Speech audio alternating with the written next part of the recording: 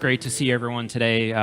Quick intro of myself. So Kurt Fields, the blockchain lead for PwC US, based out of our New York office. And obviously a big focus of what we do is on the intersection between blockchain and ESG. So happy to talk a little bit more about that today. Yeah, and so the topic of sustainability beyond Bitcoin, obviously, in our space is a hot one.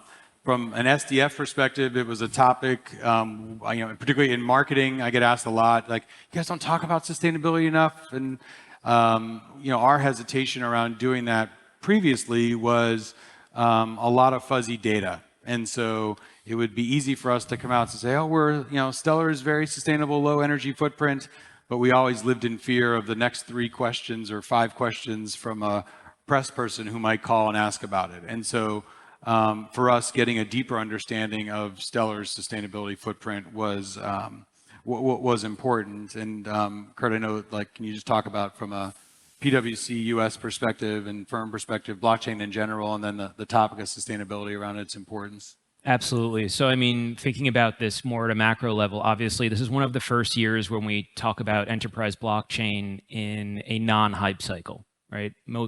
Up until the past year, we've seen a lot of legacy institutions not take the technology as seriously as they should be, and now we're finally seeing the mindset change, moving out of experimentation into real-world production examples of how to use the technology. And so now it's being looked at as part of the broader digital transformation toolkit. And obviously, we're also seeing the intersection between ESG and digital tools. So again, it's being looked at as a technology that potentially could advance the ESG journey instead of hinder the ESG journey. Yeah. And Kurt and I just noticed they haven't started our timer. So when you see us looking down, we're playing the time clock because Danelle is after us. So sorry about that. Yeah, and I think for us, obviously, on a lot of different fronts, whether it's general press, new people who are looking at blockchain, building on Stellar, building on blockchain in general, regulatory, the concept of kind of more than Bitcoin is relevant. One of the reasons we really wanted that deeper understanding of Stellar's environmental footprint is, for many, proof of work is sort of equated with blockchain in general, and so. As kind of things move forward, how do you see that? What do you think has to happen for that sort of understanding start to broaden more? So obviously, we all saw the merge a couple of weeks ago, and yes, that's a step in the right direction. But we know that across consensus protocols, even non-proof of work consensus protocols, there's an opportunity to do more.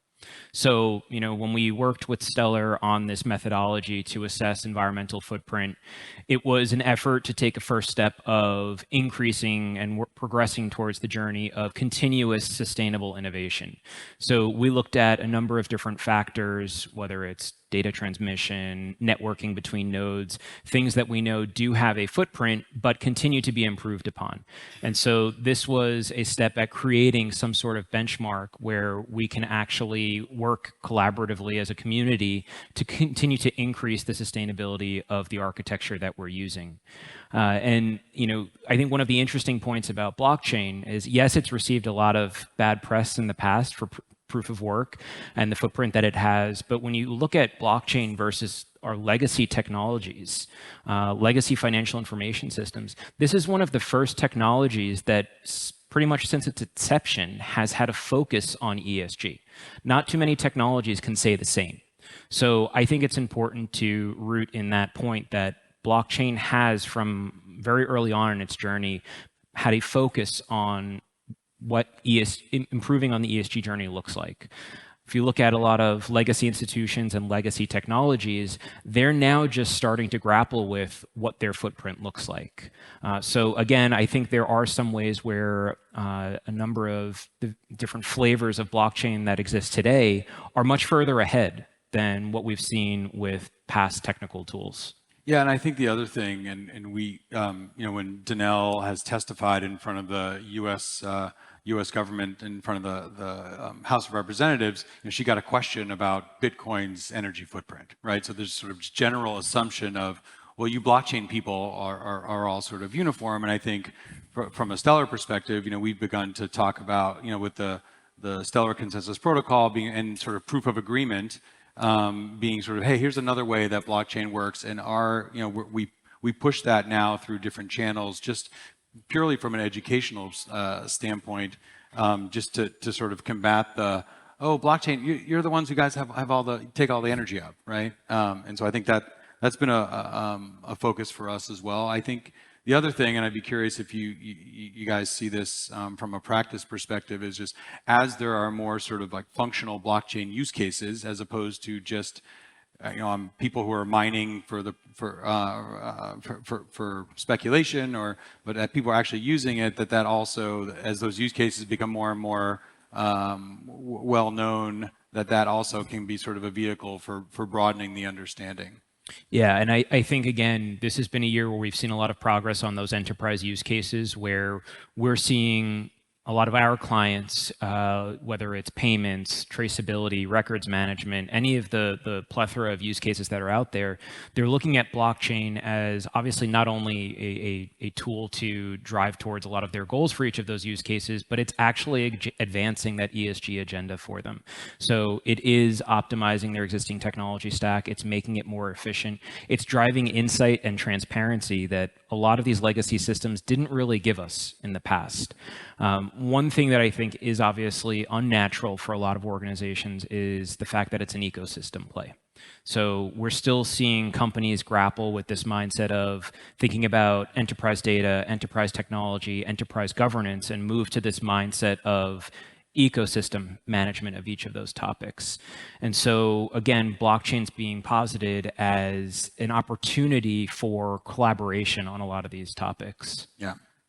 Yeah, and I think the other piece, when SDF started working with PwC US, the goal was to have PwC develop a framework that we could then apply to Stellar. And so I'll make a plug. You can go onto our site and download the full 60-page report that goes through the framework without hitting people with 60 pages. Can you talk a little bit about sort of the framework of how you guys thought about how you went about it in terms of developing that framework for assessing energy footprints? Sure. So we know that there are a number of different factors that you can evaluate when it comes to environmental footprint. We primarily focused on energy use and greenhouse gas emissions while talking about the other factors, but then we dove into what's the best way to approach the actual data that we need. And so there are a number of different approaches that you'll see in the framework.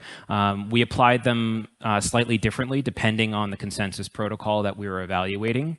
But in the case with Stellar, obviously, we were able to get deeper into the data, do a bottoms-up approach at understanding the direct drivers, looking at even being able to measure the hardware that's being used for the protocol. And we found that obviously Stellar is a highly efficient protocol when you look at the landscape of options that are out there. But again, it was important to identify the different drivers because it did give insight into which pieces of the architecture can you actually toggle to continue to increase the efficiency. And one of the things that I think it's changing the narrative on is moving beyond the conversation around just carbon credits. Yep. So obviously, Stellar, like many organizations, has taken the good step of utilizing carbon credits to mitigate existing footprint, but it doesn't address the core issue of how do you avoid the issue of needing carbon credits, right? How do you continue to build that sustainable architecture? And that's why I think it was important and obviously a valuable exercise that Stellar took to understand how they can progress on that journey. And I think it's interesting that we still don't really see the narrative change towards that yet. Stellar, I think, is quite unique in that regard that they've taken the initiative to do that. Yeah, I think what the framework did for us was, obviously we it gave us a degree of confidence in terms of how we talk about the footprint of Stellar. The greenhouse gas emission equivalent of running the Stellar Core and Horizon network is the equivalent of about 34 homes, a year's worth of electricity from 34 U.S. homes, which is from a marketing perspective something I really want to lean into. So it gives us a degree of confidence in talking about that as opposed to, yeah, we're pretty sure. And then I think the second area is, so we actually, beyond carbon credits, we've kicked off a carbon dioxide removal commitment, both for the historical footprint as well as the footprint going forward, and have invited ecosystem companies in the Stellar ecosystem to participate in that as well. And then lastly, as I remember, as Kurt and team were working with Stellar engineers on actually measuring the energy usage of the network, there were lots of places where the engineering team's like, well, we're working on improving this, right? And so it gave good kind of flashpoints for us internally, just to take that number from 34 homes to 17 homes, right? And improve our own efficiency. So despite sort of us having a lot of confidence in Stellar's sustainability footprint, which is something I think you may have heard it. I know David Mazieres mentioned it in one of his in the kickoff, right? He said that was part of what they cared about from the very beginning when they literally were building Stellar. There's no sense of like, okay, well, we did that, so we don't have to worry about it anymore. And I think that informed perspective is something that on our side, again, working with a lot of legacy institutions, Fortune 1000 companies, they don't have that level of informed perspective. So being able to walk into the room and say, not only is this the value proposition of using my technology, but this is the net impact it will have to your existing operations, that's something that very few organizations can do today. And so, again, what we hear from our clients is they're struggling with moving beyond the narrative of announcing an ESG vision, announcing goals, and trying to turn that into action when it comes to their technology stack. Again, this isn't something that people have done in the past. Right now, it's very focused on usually operational footprint. And so there hasn't been a lot of great traction when you think about advancing the environmental journey as it relates to the technology tools that an entire multinational organization might be using. Yeah, and I think I remember when we were going through the work of not just looking at at Stellar, but legacy financial systems, the lack of sort of really transparent energy footprint data from existing financial companies, existing financial systems was sort of striking.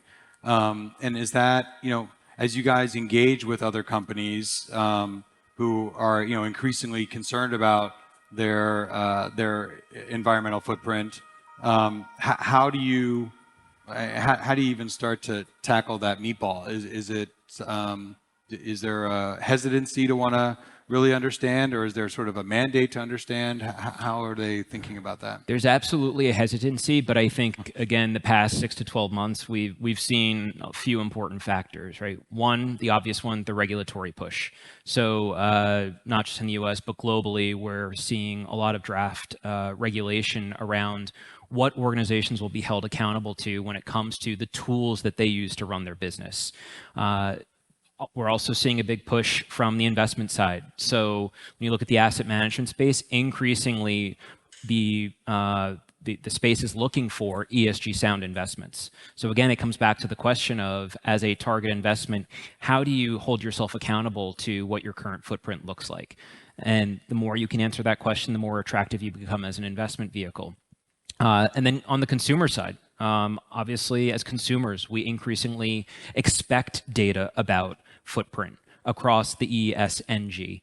So I think all of those factors coming together have really advanced the conversation and are now forcing institutions to think about different ways that they can start to evaluate their existing stack, what that capability or what capabilities that stack gives them, and then what some of these emerging technologies can do. And it's not just blockchain, right? It's looking at blockchain, AI, IoT, all of these emerging technologies that are finally starting to converge in an enterprise production environment. Got it.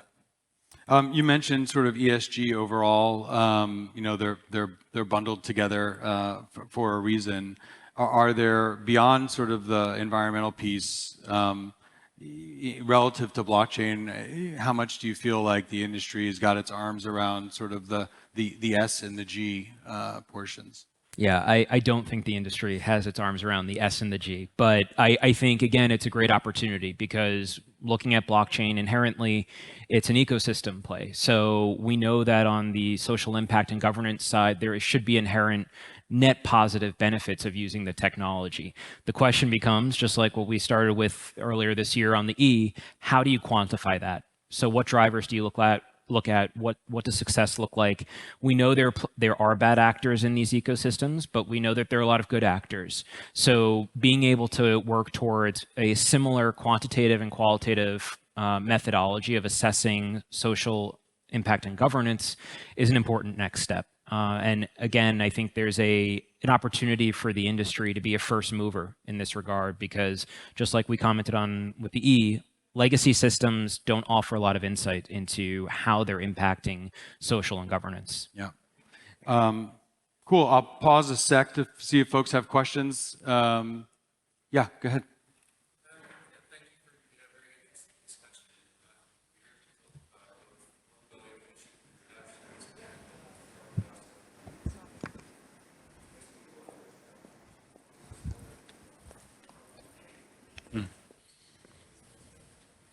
Yeah, I mean, I can just quickly about Stellar. I think the idea of becoming carbon negative is a very appealing one.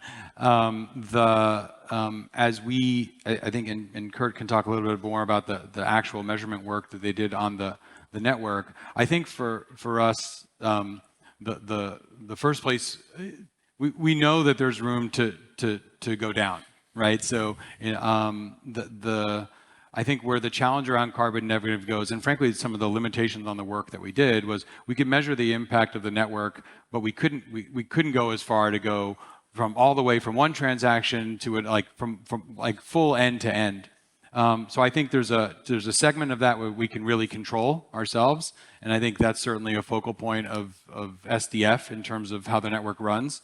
And how it's architected. I think getting beyond that, where it gets a little bit less in our control, is probably where it's hairier. And that was one of the reasons why we built the framework, because it should be a community play. So yes, Stellar can look at its footprint, but at the end of the day, there are so many ecosystem participants that are obviously building off of Stellar. So it's supposed to also drive community collaboration around not only the standards, but the actions, to your point, around how people are thinking about mitigating their footprint. Cool. Any other questions? All right. Cool. We're good. Thanks. All right. Thank you.